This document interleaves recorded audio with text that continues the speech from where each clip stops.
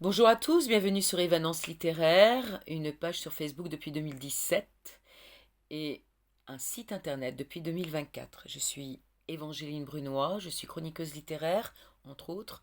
J'ai écrit plus de 1344 chroniques aujourd'hui. Cela correspond plus ou moins à 750 auteurs et je ne sais pas combien de maisons d'édition. Mais je vais profiter de l'occasion qui m'est donnée à l'instant pour les remercier tous pour leur confiance renouvelée pendant toutes ces années. Je vais vous lire une chronique que j'ai rédigée le 14 avril 2024 concernant Rouge Karma de Jean-Christophe Granger, paru le 3 mai 2023 aux éditions Albin Michel, 592 pages.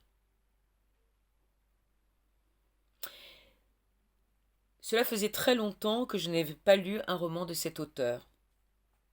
Trop de violence d'entrée de jeu pour un de ses opus m'avait refroidi. Plus envie de cela. Et puis, j'ai vu la couverture de ce livre, lu la quatrième, et me suis dit pourquoi pas. Depuis Les Promises, au cœur du Berlin nazi, livre précédent, l'auteur se lance dans le thriller historique et cela lui réussit très bien, si j'en crois les critiques découvertes au fil des mois. Je vais le lire évidemment, curieuse de voir comment Jean-Christophe Granger traitera d'un sujet abordé brillamment par Philippe Kerr. Ici, nous voici en pleine révolution de mai 1968. Paris est en ébullition, toutes les strates de la société sont touchées, tout le monde veut le changement. Enfin, pas tout le monde, non. Les gaullistes et une certaine France traditionnaliste souhaitent que chacun retourne à sa place et la ferme. On est à la croisée des chemins, le monde d'après la Seconde Guerre mondiale a laissé place aux guerres d'Indochine, d'Algérie, à la guerre froide.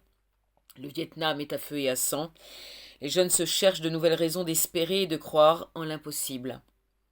Pas seulement les jeunes d'ailleurs, tous ceux qui sont revenus des champs de bataille déglingués, traumatisés, écœurés d'avoir été pris pour de la chair à canon par les gouvernements successifs. Le socialisme à la menace France leur apparaît pour certains comme la seule issue. Liberté est le mantra, la connaissance de soi-même également par tous les moyens, et pourquoi ne pas chercher les réponses dans des croyances lointaines asiatiques, indiennes. Voilà, le décor est planté, où vont évoluer de Paris à Calcutta, à Varanasi, à Rome, un trio improbable.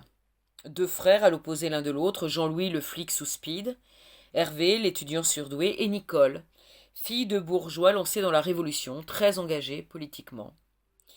L'ambiance du livre façon film de Philippe de Broca, personnage du policier à la bébelle, dialogue au cordeau, description jouissive de l'époque, une bonne dose d'humour et de cynisme, de la violence, des scènes d'action à la Kill Bill, des pages à la beauté désespérée quant à l'Inde, un scénario exigeant, ménageant des retournements permanents, des découvertes sidérantes.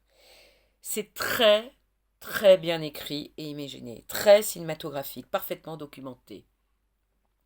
Écrire un roman inscrit dans l'histoire convient totalement à cet auteur, dont on retrouve évidemment la patte. La violence et le trash sont là, mais ne sont pas gratuits. Une époque de remise en question des valeurs, d'un système, d'un mode de pensée à l'occidental, de l'impérialisme et matérialisme à l'américaine. Cela ne vous rappelle rien? Très bon thriller psychologique et d'action, donc, à lire d'un trait. Je vous le recommande furieusement. Je vous invite à découvrir la quatrième de couverture ainsi que la biographie de l'auteur sur le site de l'éditeur ou sur Évanence littéraire. Merci infiniment pour votre attention et à très bientôt. Au revoir.